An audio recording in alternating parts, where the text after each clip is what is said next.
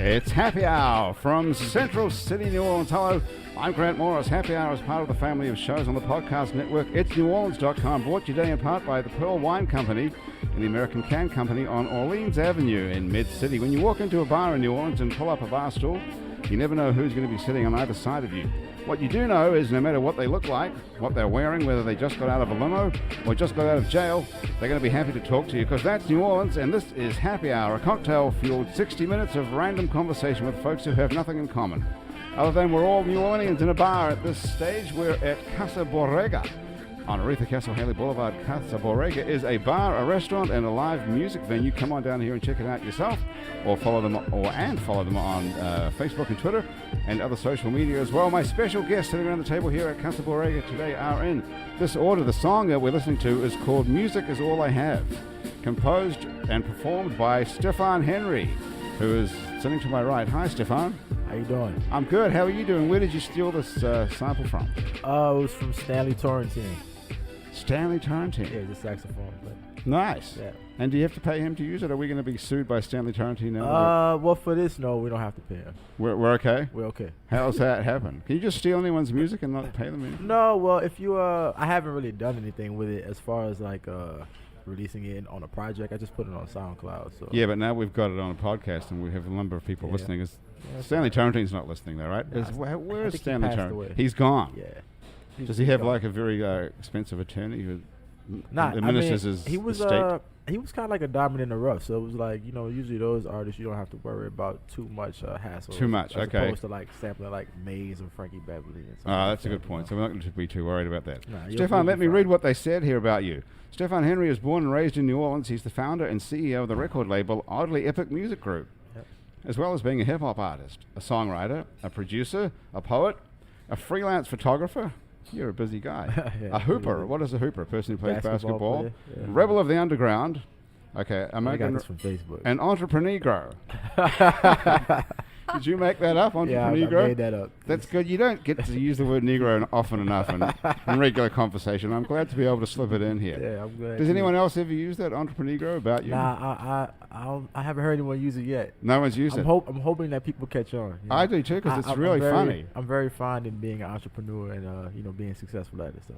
Okay, you're an entrepreneur, but not an Entreprenegro, as it says here. I'm an Entreprenegro too. I like that. I'm glad that you said it. You're also an activist and a pioneer. I can vouch for that. And I saw you play last night at Gasa Gasa at the Viberian Experience. It was awesome. It was a weird coincidence that I saw you last night and now you're on the show today. Right, yes. So I never usually get out of the house, but one night I go out and happen to see the same guy who's on on the show. Yeah, it was a great show, and you're a member of the band called Adam Bomb. Yeah, well, I did some work with Adam Bomb actually a couple months ago. He sent me a few tracks to work on for my album that I'm actually currently working on right now. It's called Since 88. And it's called what, 88? Since 88. Since 88, like since 1980. That's when you were born? Yeah, I was born in 1988. And there's 88 keys on a piano. That's what I thought you were referring to. 8 is also the symbol for infinity, which is the concept of the album is my voyage to infinity, which is like, after death. That's when life begins to me, So you're not alive yet, really? Not alive yet. Good to know. Sleeping. Stanley Torrentine can go fuck himself then, because what the hell? Stanley Torrentine actually was born the day he died. There you go. Stanley Torrentine was born the day he died, and you haven't been born yet at all, because you're not dead. Born yet. Not Perfect. Dead. I love that. Okay, we're going to get onto the album and more in just a minute. First of all, let's go around the table here. John Calhoun is here. Hi, John. Hi. I'm so excited to meet you. I'm excited to be here. Come on. John is the host of the Goodnight Show, New Orleans' very own late-night talk show. John holds court once a month at Cafe Istanbul in front of a live and lively audience in a show that's been described variously as Jimmy Fallon meets Prairie Home Companion, Conan O'Brien meets Austin City Limits, and Dick Cavett meets Pee-wee's Playhouse. Who came up with that one? That would be our head writer, Duncan Pace. Very talented writer. That's and great. Very funny man. That is funny. John moved to New Orleans 16 years ago. Where'd you move from? I moved from Denver, Colorado. Oh, good move. Yeah, very different place than Nobody would want Louisiana. to go see your show in Denver, Colorado. You'd never be able to get away with it. And it says here that you made your way to talk show host by way of being a chef, an urban farmer, a community organizer, a musician, an auctioneer, a massage therapist, and a comedian. That's true. Not necessarily in that order. It doesn't say Entreprenegro. No, would you regard yourself as an Entreprenegro as well? I wouldn't. I mean, I think there's, Stefan is really holding it down. He's cornered the market of Entreprenegro. exemplary example of an entrepreneur. So this is what I'm going to do on the show. I've just figured it out. I do a lot of research, as you probably know. So I'm just going to go. We're going to go through all these things one at a time. Hip hop artist, songwriter, producer, poet, freelance photographer, hooper, rebel of the underground, entrepreneur, activist, and pioneer. Then community organizer, musician, auctioneer, massage therapist, and boy, these are all good, right? Yeah. Yeah. Okay, we're going to get on to all those. To my left is Hillary Strobel. Hi, Hillary. How are you doing? I'm good. How are you? I'm so fabulous. It's Good. incredible. Hillary, you are the president and CEO of the Flyways. Yes, sir. The Flyways, I'll tell you what it is in case you don't know. The Flyways is a benefit corporation that develops solutionary This is, we're on a theme already here. Solutionary communication strategies for companies, non-profit organizations, individuals, public agencies, and the New Orleans community for the financial and cultural benefit of all. Yes. You're like a religious figure.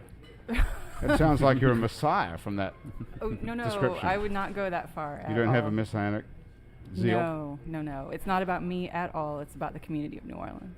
So Okay, which community? I would say the community of New Orleans is a mythical, religious, epic figure, but I'm just one part of it. Would you say the community of New Orleans was born the day it died? Maybe it's constantly in a state of dying and being reborn, I would say. Constantly? Yeah. Is that some sort of physics theory? Reincarnation. Reincarnation? Right, yeah, like constant reincarnation. I think the city is constantly remaking and reshaping itself. Really, constantly, Yeah. even now as we speak. Sure, why not? Well, people are Well, being... because it sounds people crazy, are that's dying why. every day, being born every day, dying every day, being born every day.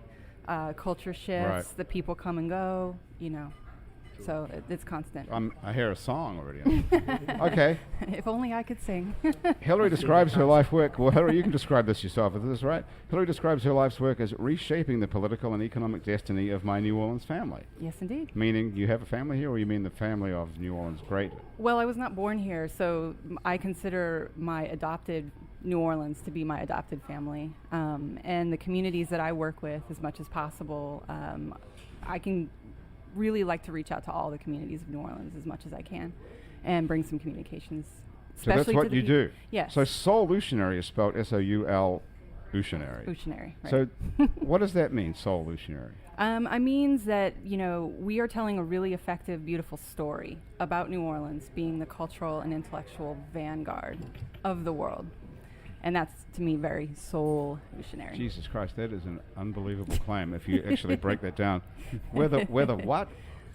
The cultural and intellectual vanguard. The cultural and intellectual vanguard of the world. Correct. You'd almost have to be deluded and insane to believe that. It's true. Maybe cultural, I would give you maybe, possibly, although even that's a stretch, but intellectual vanguard of the world. Mm-hmm. Mine is Bourbon Street. Minus Bourbon Street. Bourbon. That is outrageous a claim, but we'll get on to that in a minute. Okay. Let me finish reading this thing out here. It says, to that end, Hillary is creating a web series that will be featured on Blip TV called Food, Nature Becomes Culture Becomes Community. The series is part of the Fundat family of projects. Oh, those guys are great. Yeah. And debuts in the summer of 2014. Okay, we've got a lot to talk about here. Mm-hmm. And also sitting across from me is the fabulous, talented, and lovely Cecile Monteyne. Hi, Cecile. Hi, how are you? I'm fabulous. How are you? I'm great. Cecile is a comedian and actress and the star of La Concierge Solitaire, a one-woman show at the Elm Theatre. Not hard to be star of a one-woman show, I suppose. No, well, it's not hard to be the star. That's true. Because you're There's the only one in there's it. no one to outshine you. No, in the program it actually says Cecile Monteyne is La Concierge, and then the concierge is playing all the other roles. You play the number of parts in this one-woman show. You're a number of women. Are you guys as well? I'm guys as well. I'm like an evil Eastern European manservant, like a manservant. Aw shucks anthropologist. It's set in the 1920s. Okay, so they had a manservant back then. You wrote this as well, right? No, I didn't, but it's two local guys who wrote it in collaboration. They wrote it for you? Pretty much. I was in on the early stage. This started in 2011. And who are the writers? We should give them some credit. Andrew Ferrier and Matthew Morris. Okay. And Andrew also directs it.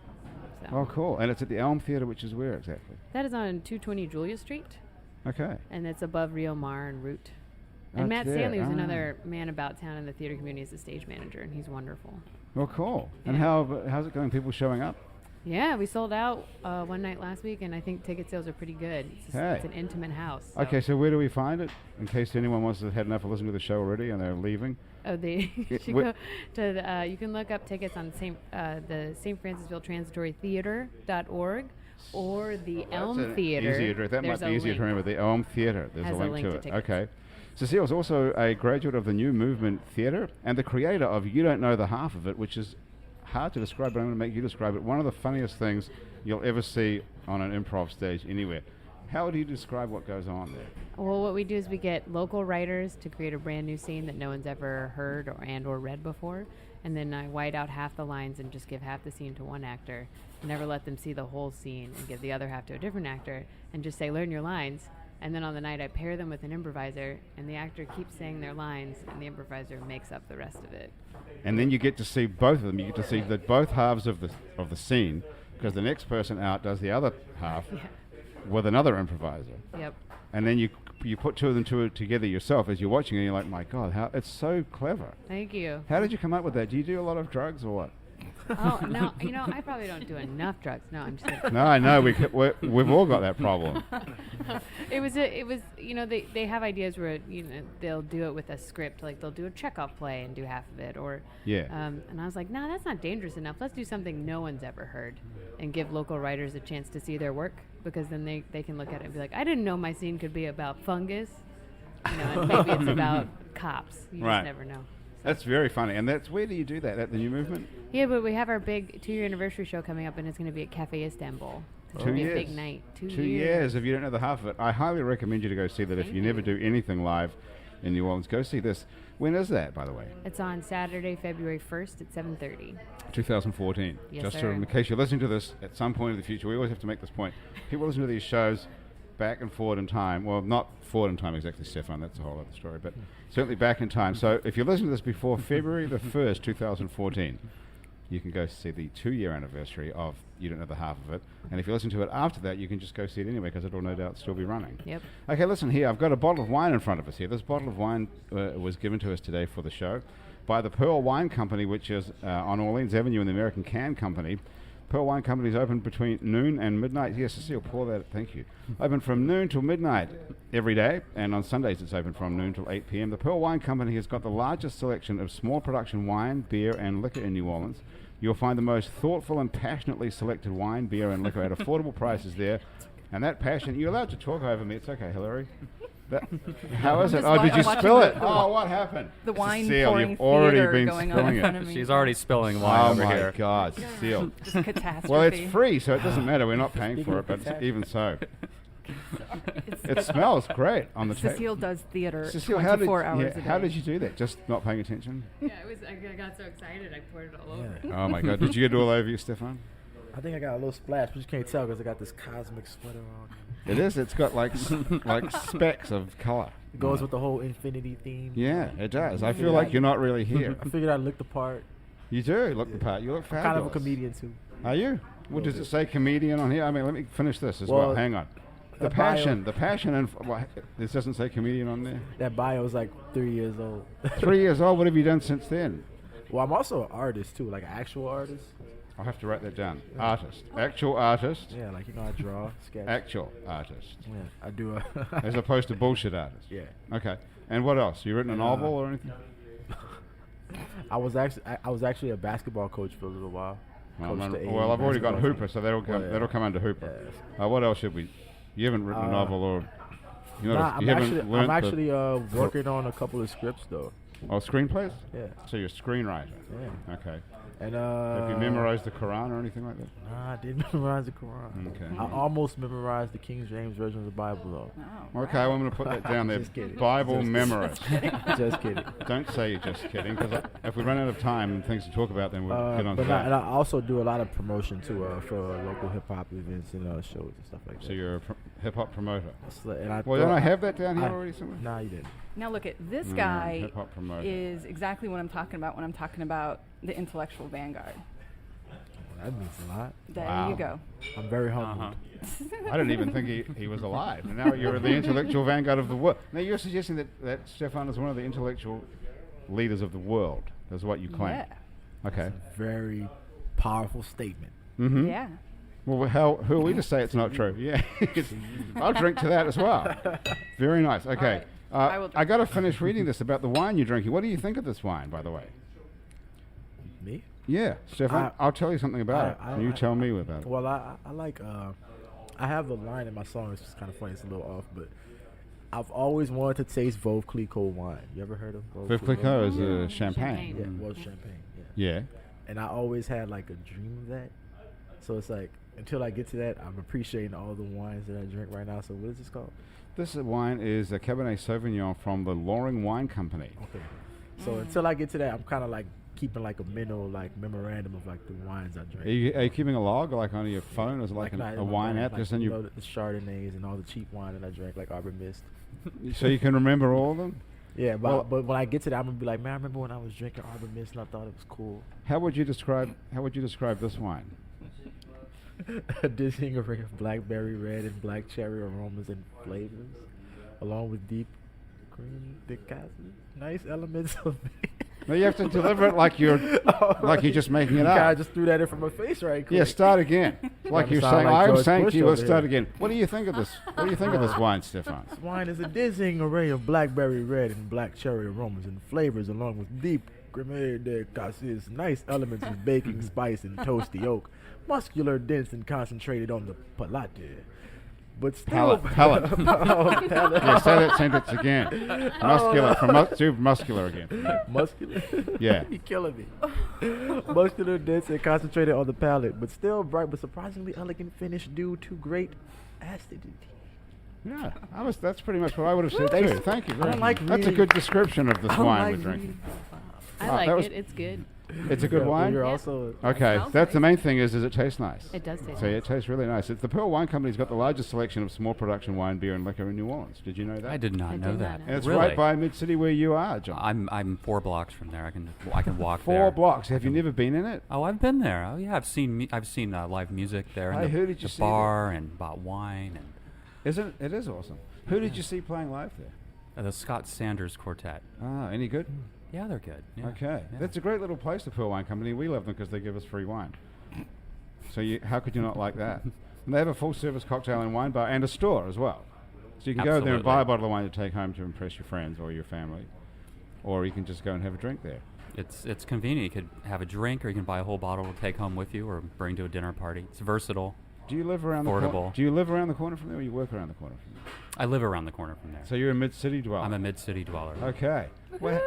Now, where are you, Hillary? I'm also in Mid-City, but I'm not Okay. going to tell the whole world my address. Why not? Who do you think's listening to this? The 5 people who are listening to this do not need to know that I live on. I think 5 is overstating it. But I live what street do you live on? Bienville. Bienville. Oh, that's a big street, so no one's going to go looking for you there, probably. Okay. Near City Super. Park Avenue. How about that? Okay. Hey, listen, Stefan, let's take a listen to something that you've recorded recently so we can get an idea of what you've done. Sure. What do you think we should do? What's a nice short one? You want a song like you have it on the internet? Yeah, we've got the yeah, SoundCloud thing open. Yeah, here. you could go What to do you think? Road to Infinity is a good one. Road to Infinity. That's a good one. Let's start with that. Okay. Chris is just going to tee it up here, and then we'll get it back to Infinity in a minute. Okay. Now, so we've had another couple of these glasses of wine.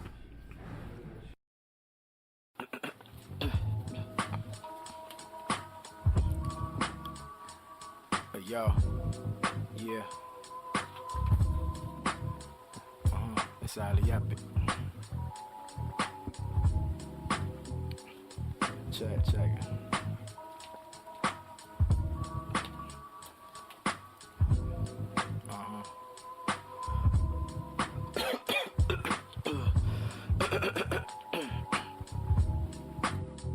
Yo, back to the mattress. Praying these intergalactic lyrical tactics. Make your brain do backflips. Times drastic, time moving rapid. Light speed, days passing, no time to be passive. I gotta make something happen. I'm not getting younger.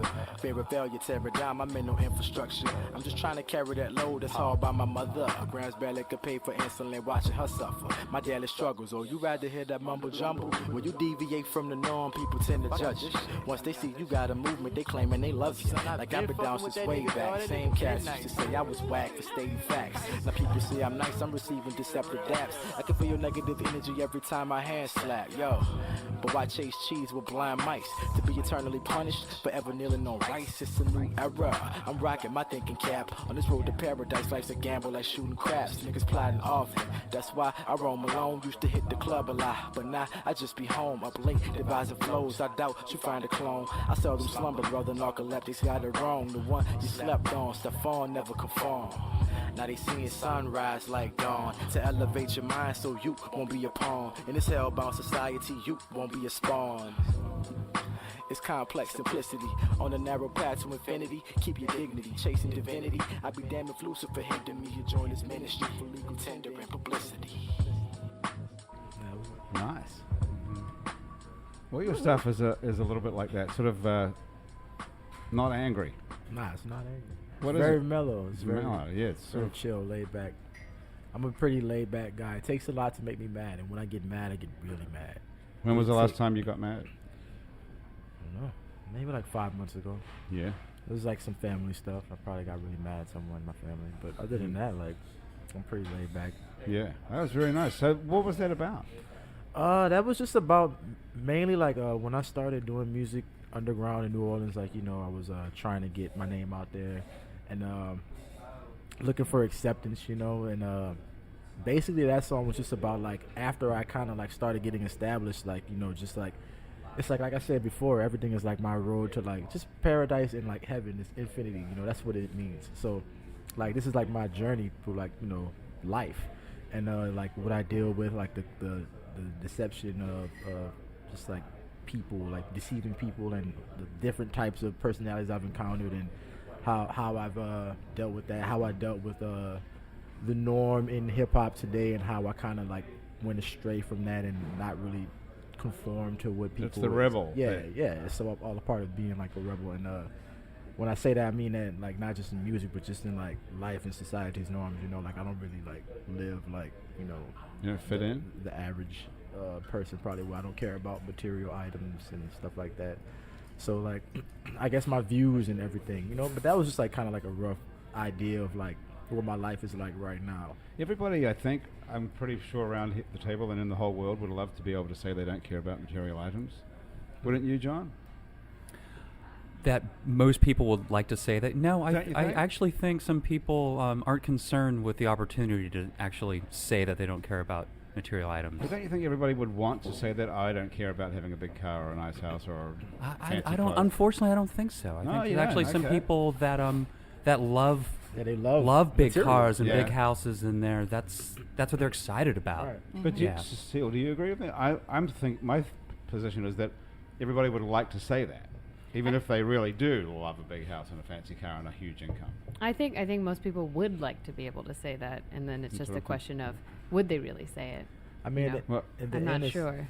It's like I realized that a lot of people like tend to want to fit in, you know, and like I was once that person, so it was like it took a lot of like soul searching for a while, you know, and kind of just stepping back and like, you know, we live in this box, like this matrix, and it's like, you know, you got to step back and kind of just analyze everything and see it for what it really is, and then when it really like registers, you're like, wow, like this is all just like big, like we're all like robots, you know, like, and it's yeah, like, okay, but how did you make that step from seeing that to actually living outside of it? well, What is the moment where you said, I don't have to? what was the moment when I did it? Was there a moment?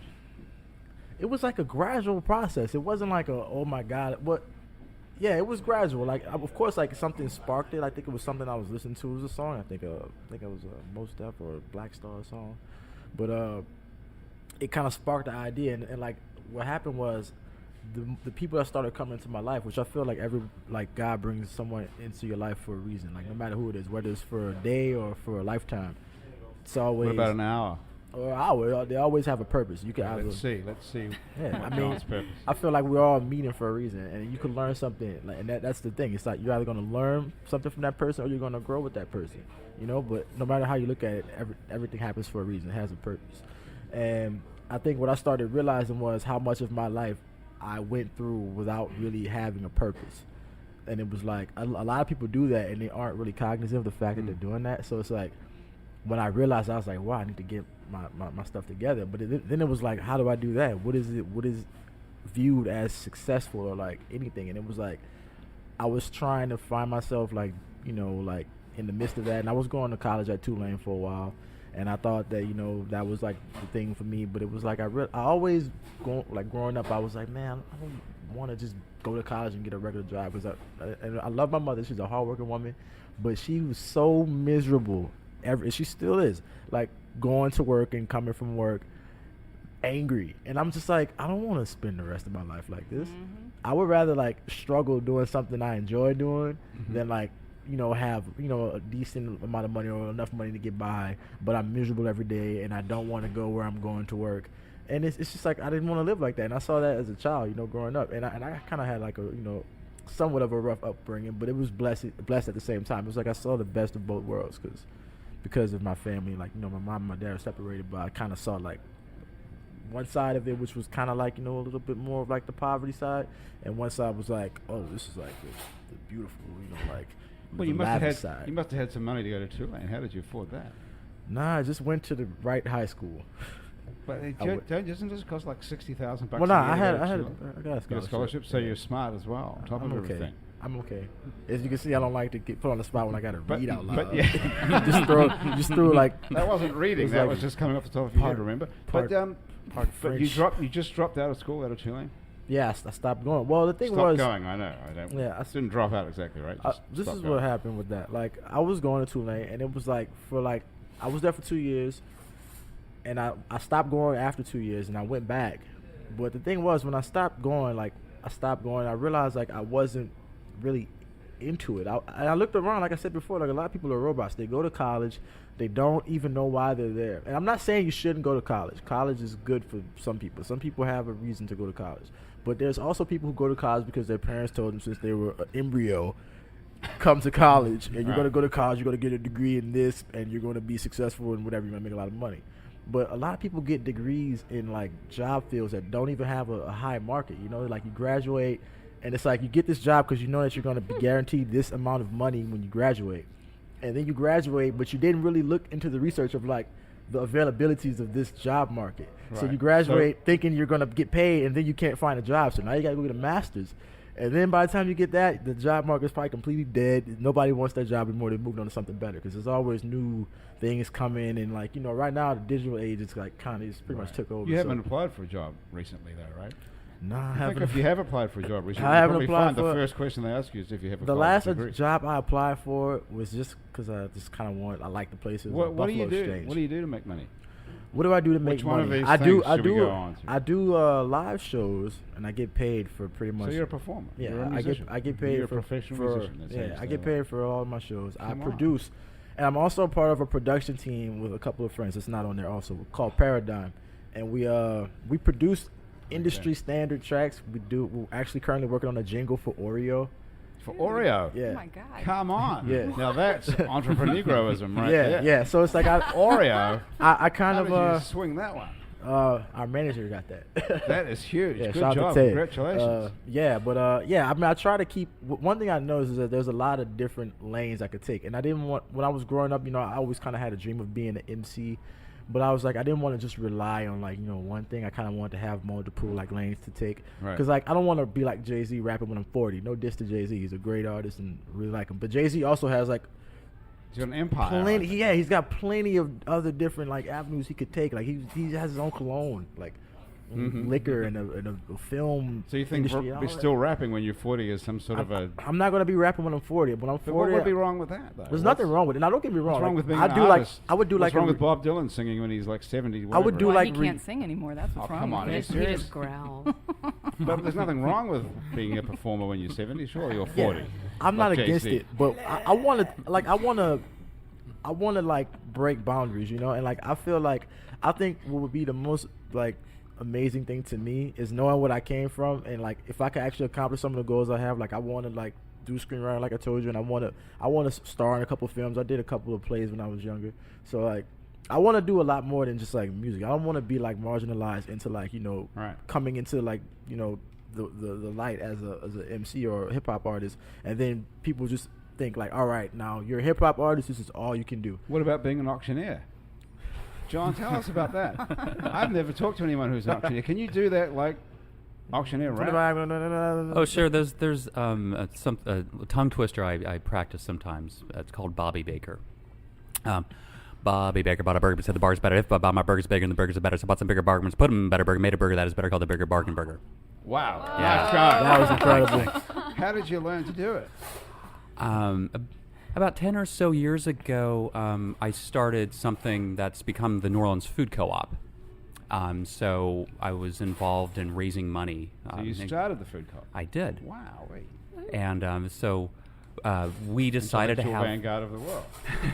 Correct? How are you? Yes. Okay. I love the people at this table. We decided to have a fundraiser, and part of the fundraiser we decided to have an auction, and we thought it'd be more fun to have a live auction. So, and I was the auctioneer, and that's how it started. You hadn't trained to be an auctioneer. I had never trained to be an auctioneer, Holy so I crap. just went for it. Wow. And it's fun. And when I do Yeah. auctions, I have a live band behind me. So when the lady's bringing up the artwork, they're playing a nice jazzy number. Then they play some fast-paced country bluegrass music. When I'm like, I'm a 40 going to bid by $40, I'm a 40 now. Yeah, $50, looking for a $50 bid. Now I got a 50 now, 60. And then we go, sold for $200. The New Orleans Food Cooperative live auction and fundraising party. And then they do a celebratory thing, and then people are dancing. You're telling jokes, and it's Come on. some of my best performances have been auctions. Do they tape them at all? Can you get like the best, greatest hits? I wish I don't have any of those. See, that's the Those- thing. All these great performances. Your Tonight Show, the Goodnight Show. Now I we mean, have it's- 3 cameras at every show. Yeah. Now should we talk about the Goodnight Show now? Oh, absolutely. Let's do it. That's the thing 'Cause I'm this whole most thing is- passionate about. Okay, this thing is a monster. How did you start? You just started off with an idea. I was doing an auction for the Holly Grove Market and Farm. Great organization. You Mm-hmm. should go there if you haven't. Like local fresh produce. And after the auction, I missed performing. I didn't perform very often for about 10 years. I was doing So things like how did you start off? You started off as a performer. uh, Somewhere along the line. in here, somewhere along the between line. Back when I was massage back when I was therapist, in my 20s. Urban gardener and chef. Yeah, back when I was in my 20s, I started performing comedy. You were a stand-up comedian. Inspired by Mardi Gras. I was actually in that film. What? Yeah, I was extra. Yeah, wow. I was extra. Yeah. In what film? Mardi Gras. Mardi Gras the movie. Mardi Gras the movie. Oh, I was inspired by the Mardi Gras the festival. by event. the celebration carnival. Oh. It's Okay, carnival okay, time. it's- Yeah. Yeah. Okay. And I would dress up in these costumes and explore different aspects of my personality, and like become these characters. And then after Mardi Gras was over, these characters would find their way onto the stage, and that's when I first started doing comedy in New Orleans. Where were you doing it at? I first at Dragon's Den. It used to be yeah, the place they right, had. They right. used to My have first show. they used to have poetry readings there on Yeah. Thursdays, right. and it was. So you would just get up and do it as a character, yeah, I would not do as this- yourself. You wouldn't say, "Hey, my name's John Calhoun. I'm anyone here from out of town." You get up as. I would get up as this character. I had Who was it? Who were they? I had this character Castagna, and Castagna's thing was Castagna was in love with the most beautiful boy in the world, himself. It was this just uncontrolled narcissism, and just and there was a mirror behind the stage, and sometimes I would turn around and I would talk to myself on stage and just admire my own beautiful image. And Nastanya. it was just this outrageous, kind of unconventional What did he wear? form of Nastanya? comedy. Well, it was Just it was regular me, clothes. yeah. But when you did that at Mardi Gras, I mean, most of Mardi Gras characters start with some sort of a mask or a costume. Did he have a costume, Nastanya? Oh, it was more exploring that personality and that energy and that feeling. That So you and didn't I dress up as you didn't have a mask or anything as a I kid. think I shaved my So you- head, and I might have been running You around sh- in a, you in might a, have in a- shaved in your a- in a head. dress, and who knows? It was Mardi Gras. Right, that's what I mean. Yeah. But so Nastanya was a guy. Castagna was a guy. Yeah. Castagna, not Nastanya. Castagna. Okay. Castagna was a guy. Was he Russian? Well, that's a Sicilian name. It's actually my mother's. It's my mother's maiden name. Oh, it is. Yes. Yeah. What was her first name? My mother's first name is Kathy. Kathy Castagna. What a great good name. name. Yeah. Sick. Oh, Kathy Calhoun sounds pretty cool too, actually. That is, she has a new name now. Yeah. Yeah. Does she call herself Kathy Castagna Calhoun? Man, that would be. That would be something. Is she yeah. an actress as well? No, she's a therapist, a psychotherapist. Psychotherapist. Yeah. In where? In Boulder, In Colorado. Boulder, Colorado. Yeah. Wow, Doctor. Is she a doctor as well? She has a master's degree. So, yeah, Kathy? close enough. Yeah. Kathy Castagna Calhoun. I love that. What a great name. Anyway, so that's how you started off. And so, you missed performing. You I started spent about 10 years, doing things like starting a food co-op and urban farming and other community activism, do-gooding type of stuff. But I missed being on stage and interacting with an audience. And so I was thinking it'd be fun to have my own show. And what would that be like? So I thought we should do something like Johnny Carson for New Orleans. New Orleans' very own late-night talk show with all the bells and whistles. A live orchestra, an announcer, a really great theme song, a desk, and a couch, and interview all the fantastic people in New Orleans. And so that's usually where the conversation ends and everybody goes to work the next day and says, gee, I'm hungover as all hell. But you actually did it.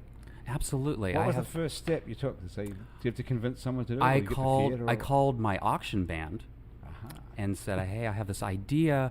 I needed other people to tell me I wasn't crazy. I'm like, I have this idea. What do you think? Everyone was like, oh, man, I'm in. That sounds amazing. I want to do it. Sign me up. So my auction band became the Goodnight Show Orchestra.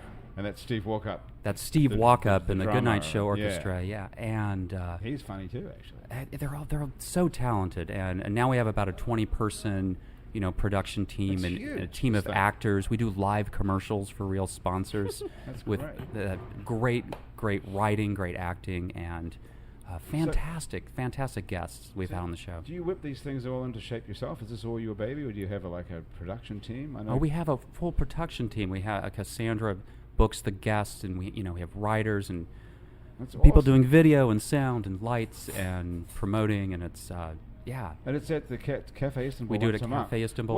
What's the grand plan? Is you trying to do it once a night or once a week, or we had talked in the beginning of doing it once a week eventually, but still doing it once a month is it's a lot of work for a lot of people. Yeah. But to have it keep growing to really be integrated in our community.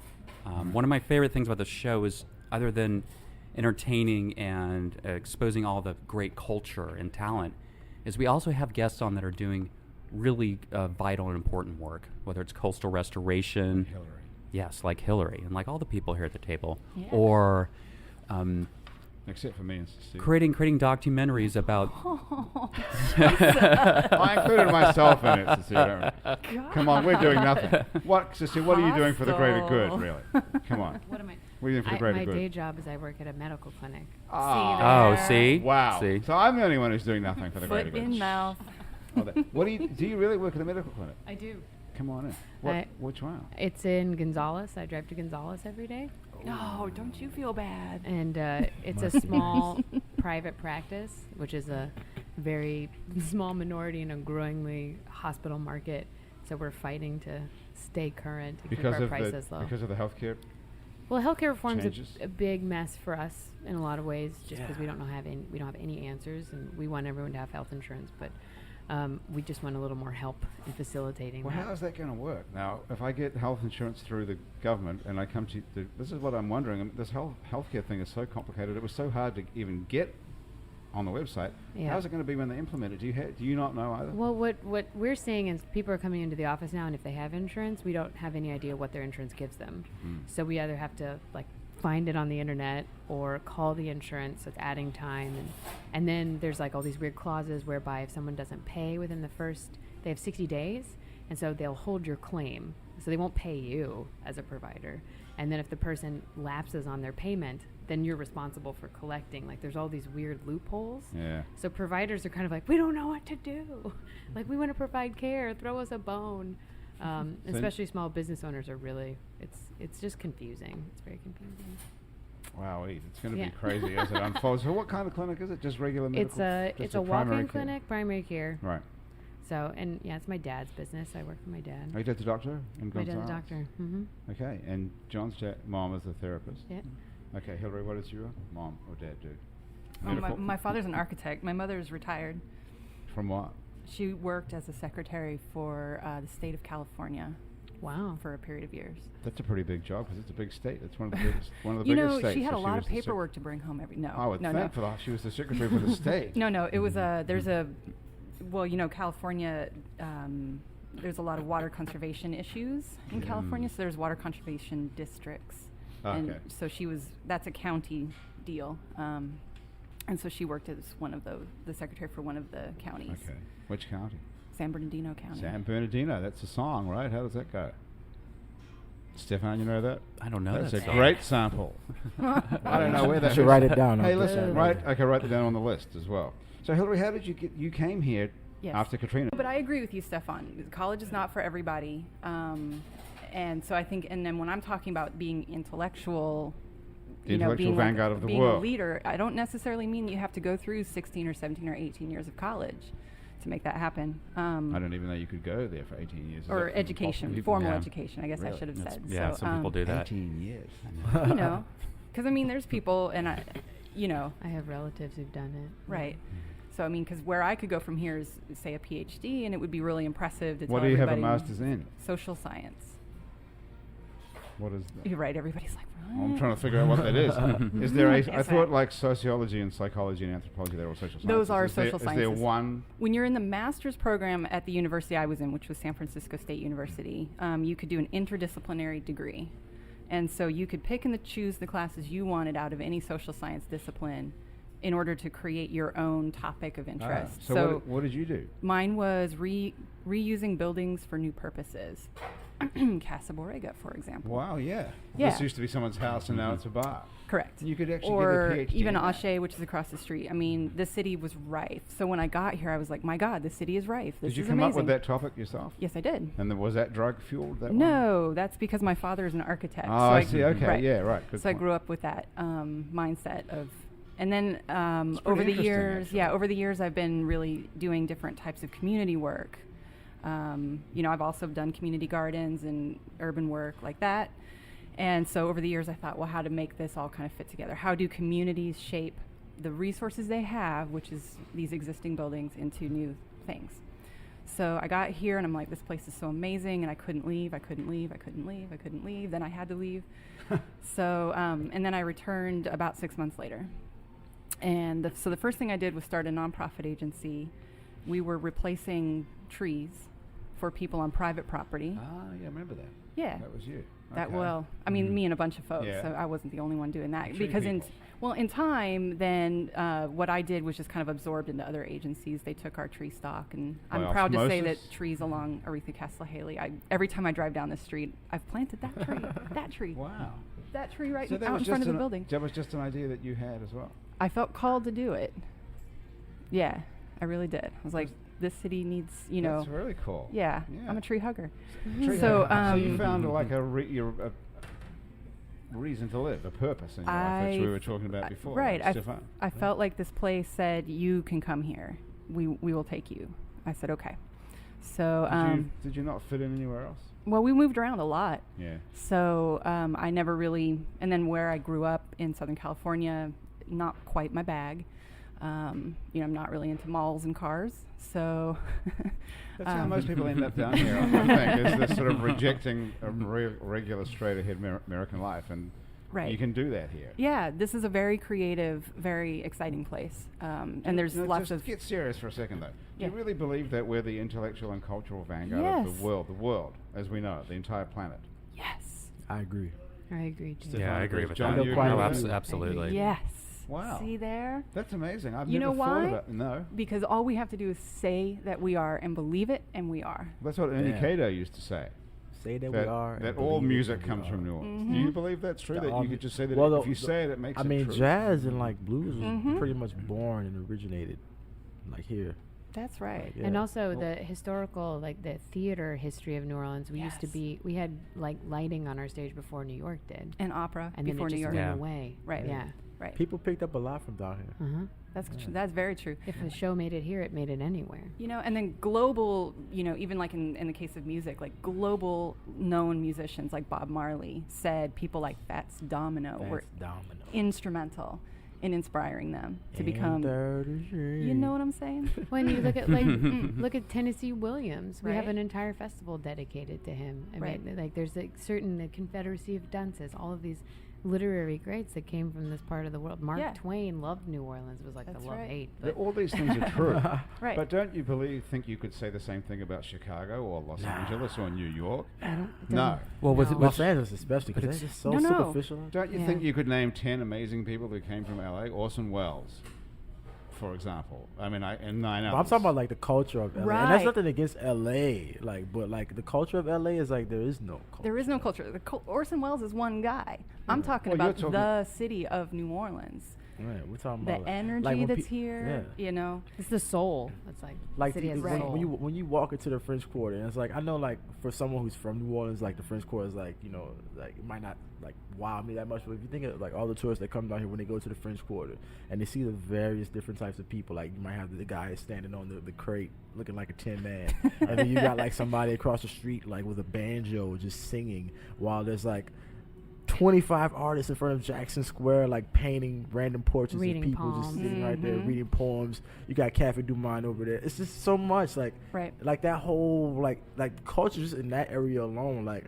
was like it branded the city, and people come down here just to see that, you know, Mhm. because it's not everywhere else. Just like they've made it like so like you know like what's the word I want to use? I've been drinking this too much wine. but nah, like everything is like they've taken away the culture out of like everywhere else except for here. Like everywhere else is like it's more like it's futuristic now, you know, like everything is like there is no culture. It's Right. like it's like living with the Jetsons almost. Sure. You know, like and like this is like one of the last like almost it's like a, you know, last of a dying breed almost. I was at a party last night. This is a Wednesday night, just a random Wednesday night, and I was at a party, and there were Mardi Gras Indians practicing, and there was a live brass band, and people were grilling oysters Yeah. on a random Wednesday night at a party in someone's backyard. You know? And Or I got Thanks for stuck. that. in what a- other city is that going to It's happen not in? gonna happen. Or you get stuck in an airport in Seattle on your way to Vancouver, and who's on your flight but John Boutet, and you're both stranded in the airport together, and you like Wow, have nice. beers together in the airport Oh, I love that. because you're from New Orleans. You're from New Orleans, right? And there's it's impossible to, you know, nobody's a stranger here. And then I love this thing about food because that is even, you know, this thing that I'm doing is Yeah, what is producing this a web series. What is this web series? Because there is no, I've thought about this. You know, Seattle has got coffee, and then Chicago brags about their pizza, which is neither here nor there. But I can't think of any other place that can claim that they have a cuisine the same way that New Orleans does. Mm-hmm. So, and I'm so glad your mom is Sicilian because that's our first season, is the tradition of St. Oh, Joseph cool. altars. Very Yeah. cool. So what we'll do is follow, you know, it's got this incredibly long title, Nature Becomes Culture, Becomes Community. So what we'll do is we'll start with the nature aspect where we're gathering the ingredients together. And in this case, the women who make the bread that goes on the altar, and then we'll follow them through the actual making of it. There's stories to be told, and then when it goes to the table, it becomes community. That's So true. we That's start a with- great example. Yeah. Does the St. Joseph's altar exist anywhere else besides here? Well, sure. I mean, it's It from does? Sicily. Yeah. They still so do. I've never heard of it until I came to New Orleans, but Well, they I do it in didn't- Sicily. I didn't know this until I had started talking to the woman who is our technical advisor. She's a food, what do you call it, a food consultant, and she's also Sicilian. And Is that a job, food consultant? Yeah. I didn't know Yeah. you could get that. She's Well, You have to have a degree for that. I don't even know what her educational background is, but Something we could do. she started by making the food that goes on the altar and then writing about it. So she had written for Southern Food and Beverage Museum, et cetera, different magazines. And eventually people just started hiring her to make their altars for them. And then she goes and does educational classes and workshops, et cetera. Something sounds a bit wrong about that. You can hire someone to make your St. Joseph's altar for you. Mm-hmm. Yeah, like she'll make the food to go on it because she makes these really elaborate. I mean, that's what's so beautiful about filming this thing is that the bread pieces are so elaborate. They're like sculptural pieces of food. So they hire her to do that because she's been doing it for 45 years, I guess. But she had told me when I started talking to her about this that the largest Sicilian population in the whole world outside of Sicily is in New Orleans. Wow. I Wow. never knew didn't that. know Another that. first. Another. First, See what I'm yeah. saying? Vanguard of Sicilians. Yeah, come on. Do not challenge me on this. This is, No, I'm far from challenging. I mean, I'm outnumbered here. I've never heard anyone say New Orleans is the intellectual vanguard of the world. I mean, Well, that's a listen. shocking statement, but everyone agrees with it. apparently. I do, confirm. and you're saying like, what do we do of merit? And I think that one thing that we're seeing in this community too is like, entertainment is such a valuable outlet, and that meeting of communities in the space of a theater, at a show, at a comedy show, at a music show happens all the time here. And I feel like while it might not be like a nonprofit or anything, it's serving a valuable part of the community. No question, I was just being silly about that. But there's there's an amazing amount of talent here So Yeah. much. in every Right. department. I mean, you can Right. go hear music like last night. You went to hear those people that you heard Mardi Gras Indians in a brass band, which is probably like as good as anything you'll hear anywhere. Right. I went to the Viberian experience at Gasa Gasa, which is electronic music from people you've never heard of in your life, and it was awesome. And it was free, by the way. Free. Which Wow. is beyond belief. Otherwise, I wouldn't have gone. Probably. Right. That's most And there people. was 100 other things you could have done last night, and they're all awesome. And you probably had a play that was on somewhere. You could have I gone and heard did. improv. I mean, it's unbelievable what goes on in New Orleans. And That's right. I think I appreciate like too like the passion that everyone has for what they do, you know, like, and that's what makes it so great. Like even though it might not have like 1,000 people like in the stands, people always give their all, and they treat each experience, each moment like it's like 1,000 people out there. That's how I treat it. I'm pretty sure you guys do the same Yep. thing. Oh, Yeah. absolutely. And everyone that I associate with out here that's a performer, that they all treat it the same way, and I think that's the beauty of it. And that's how it grows. Like when people see that, it's like you treat it like that's how you know you love it, you know. And like Well, I think a lot of people are like you aspire to be, or you are here, is people aren't in it for the money. They don't Right. really care. I mean, there's legendary stories about people like Fats Domino and Professor Longhair and Kermit Ruffins today who don't care if they never leave New Orleans. In Right. fact, Kermit Ruffins is famous for saying, "What's the point of leaving town? Right. What am I going to do for it? What am I going to do that for?" And it's like I feel like there's so much to accomplish right here, you know. Yeah. Like When the barriers cool- to break. Yeah, It's go. cool because like one of the improv groups I'm in, Machine A, we toured last year. We went to Detroit and Los Angeles and Chicago, and a lot of times we'd be the only people from New Orleans when we walked in the room. They'd be like, "Oh my God, you're from New Right. Orleans!" We're like so a like myth. Yeah. yeah, and so like you get to Instant cool. perform and bring like new forms to other cities. Yeah. But then if you're an artist here, you can do that, and you can like be in the Tennessee Williams Festival, and then like do the Goodnight Show. Like John can just be like, "I want to do a show," and it happens. It's absolutely, Yeah. absolutely. Yeah. You know what? Opportunities here like no other place. Like no Yeah. other place. And people your show, how you describe setting it up, is a great example of how people just want to do something great here. They don't care if it's not being paid, or they don't care if it's not going to be famous. They don't care if nobody comes. Someone came to me and said they wanted to start up this show like we do here. They want to do it in Los Angeles, called It's Happy Hour It's Los Angeles, and it was a friend of mine in LA who's a normal person who can organize stuff. And so she asked me how I did it, and I told her, we went on Amazon.com, we bought 4 shitty microphones and a mixer, and we just, call people up and they say they'll come down and do it, and that's how we do the show. That's how it started out. So Nice. she started to do it in Los Angeles. Every single person said to her, how much do I get paid? What do I get paid to come on the show? That's LA for you. Yeah. She Right. she couldn't get 1 hour together. She Right. gave up. Right. But that's a really great example, I think, of what you're talking about, is that people just did your show because they just, and now you have a whole operation there. Right. Yeah, and the guests, to be on it, like for people to not know who I was and call them up, call John Boutte up and it's like, "Hey, do you want to be on my show?" Right. Call And they say, all these "Yeah, great. I'll do it." They say, "Of What course, time do I come they're down?" New Orleanians." They're like, "That sounds great. Right. Yeah, sure, Yeah, I'll if do you need that." somebody you know? for the show, man, I'm down. Right. Yeah, well, you're Right. You're booked. I'm not really booked right now. I'm pretty clear. I'm working on the album, so like I got Tell time. us about the album. Oh man, the album. What did you well, say I'm it working, was called? It's again? called Since '88. I'm actually working Since on. '88. I'm working on I a thought it was couple of Sonny projects. Sykes for some reason. I have a couple of projects I'm working on because I'm also a part of a hip hop collective called New Renaissance. Are any of y'all familiar with Two Cent TV? Yes. Yeah, Yeah, okay. Kevin Griffin was on my show last week. Oh Well, my Kevin's God. there. He's Shout out very to Kevin. We cool. love it. Yeah, well, I'm a part of a hip hop collective that 2 Cent created called New Renaissance, and we have an album we're Awesome. working on as well. So that's it's a separate entity, but I'm still doing that while still doing my album as well. But yeah, I have that, and that's Okay, so actually how far away is the album from being done? like I said, probably early February. I'll have it ready. 2014. Yeah, this month, Okay. this year. And where so- will be? Where can we get it? you can get it on my Bandcamp, which is Mr. Oddly Epic. Mr. Oddly Yeah, Epic. Bandcamp.com. We just do a Mr. search Oddly for you, probably is the Yeah, easiest. if you just if But you it's go on Bandcamp, Mr. yeah. And it's on. Is that where you can buy it from? No, you can't buy it. Off Yeah, Bandcamp. you can buy it off Bandcamp. You can donate. You don't have to Oh, yeah, buy it. okay. Like if you want to just download it, you can. But if you want to donate, I'm down because I'm a struggling artist. I'm not gonna sit here and front. But I mean, yeah. You don't want to give it away if you can. Nah, but I mean, but sell it. as far as the album is concerned, like I'm working with a lot of great people. I have a lot of people from overseas that have been like sending some production, Russia, Italy, Tokyo, and shout out to Amal because he hooked that up, and A after Naysayer is Amal, but he hooked that up, and I'm very grateful for him. He hooked this up too, so Yeah, he's that great. guy. That guy's helped me out a lot. I don't think he's aware of how much he's actually helped me out. He does And a lot of quiet work in the Yeah, background. he does. Amal. He's definitely quiet about what he does, but like he's definitely a big part of what I'm doing, and I definitely couldn't have done it without him. Like hands down, hands down. I could say that he's one of those people where it's like, if I didn't have him in my corner, like I wouldn't be here. Right. Like, Hey, Cecile, is there someone in your life like that who's Who?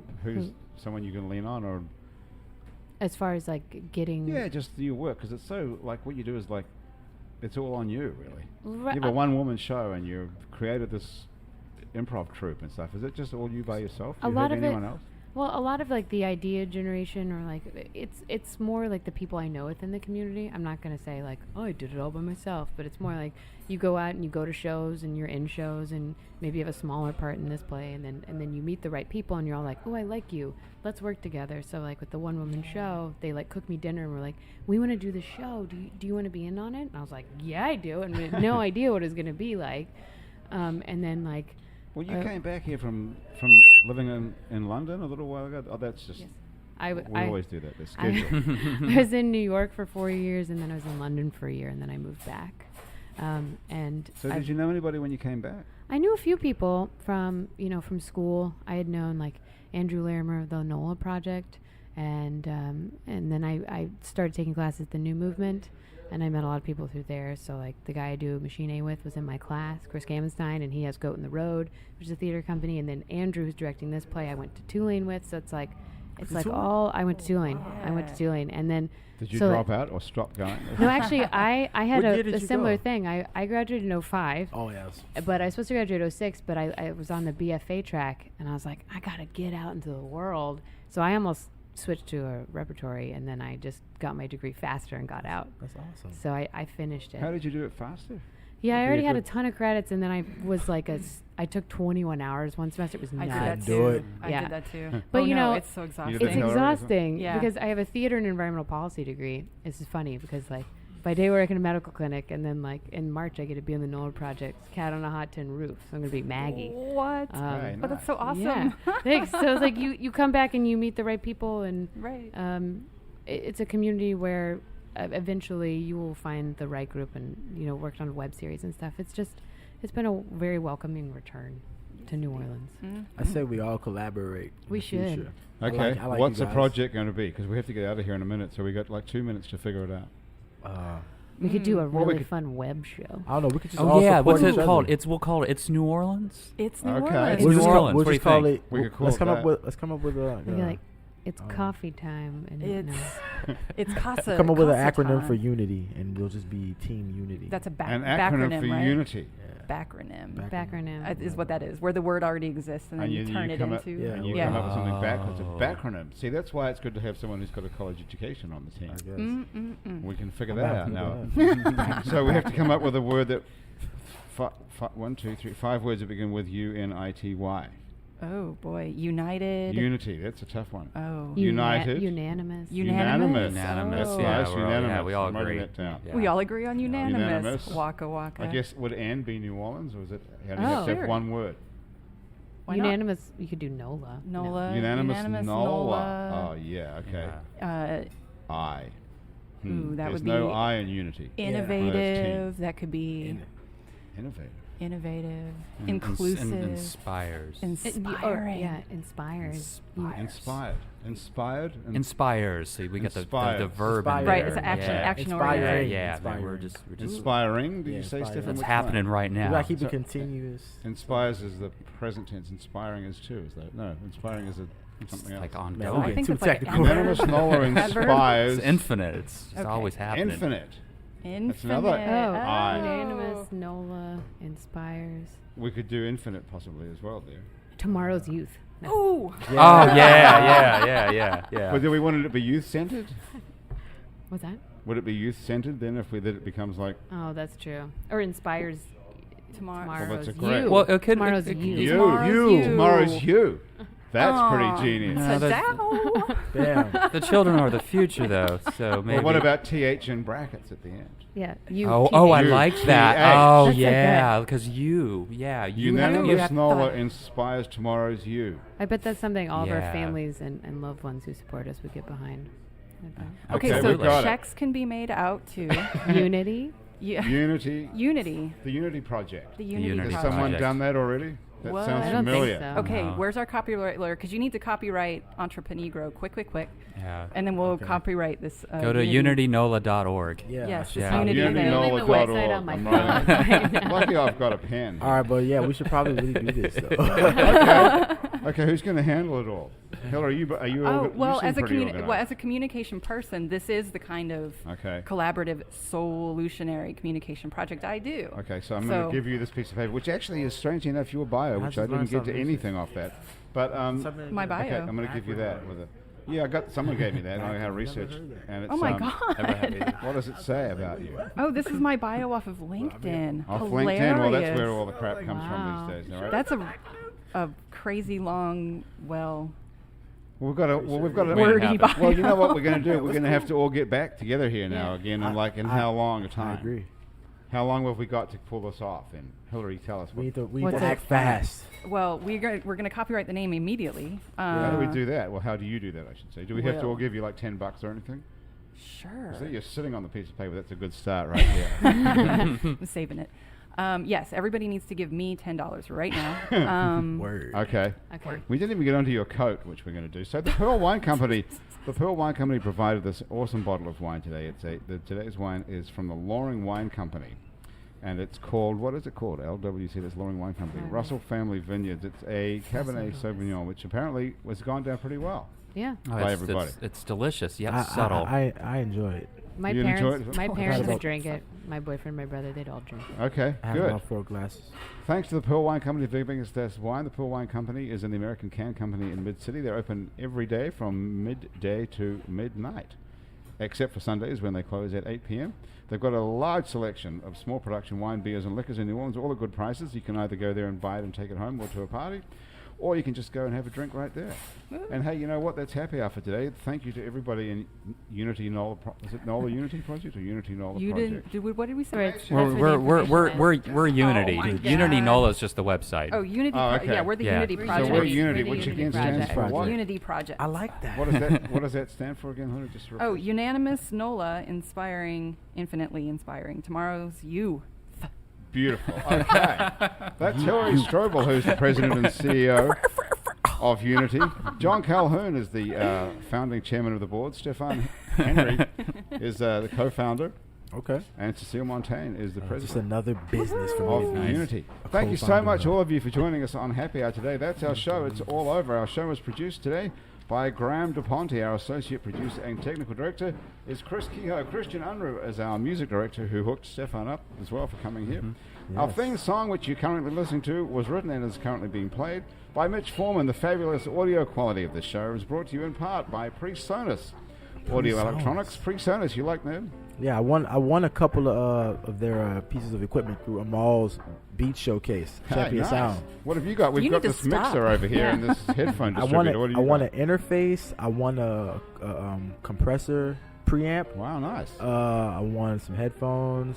and Keep I- talking while I keep going on. Yeah, that was all PreSonus makes PreSonus. some of the best audio recording and live sound products around, including Studio Yeah. One, You are Yeah, music ridiculous. production software, Studio Live, digital mixing consoles, Era studio monitors, and much more. PreSonus.com has all the information You about say that. that really well. If you'd like to be on our show and you can stay upright for about an hour and drink a bottle of wine, drop us a line. Our address is on our website, where you'll also find our other shows. Out to Lunch with Peter Raschuti, live from Commander's Palace. Mindset with psychiatrist Dr. Nick Pajic. True to the Game with the wine is fabulous really Chris good. True and Tammy Nelson. Vietnola, our show about the New Orleans Vietnamese community with the Vietnamese Terry Gross Kim Vu. And Midnight Menu Plus One with Margot Moss and the man who ate New Orleans, Ray Canardi. Should You can have keep one up with us on sip. Facebook, Twitter, and a bunch of other time-sucking social media as well. On all of it, where it's New Orleans. If you listen to us on iTunes, Stitcher, Swell, or some other podcast app, thank you for subscribing to us and take a moment to rate and review us. That does actually help other people find us, should you think that's worthwhile. Our show is recorded live today at Casa Borrega on Aretha Castle Haley Boulevard. Casa Borrega is a bar a nightclub, a music venue, people and get an drunk. awesome restaurant as well. Come down here for lunch or dinner. Follow them on Facebook and Delicious. Twitter. Happy Awesome. Hours, a production of I Know Broadcasting for itsneworleans.com. For Andrew Duhon, who's at the Grammys, hopefully winning a Grammy for his album The Mornings. Yeah. Go check that out. Woo-hoo. Everybody Everybody around the table here at Casa Borrega and also back at our office at INO. Thank you so much for joining us. I'm Grant Morris. We'll see you back here next time on Happy Hour.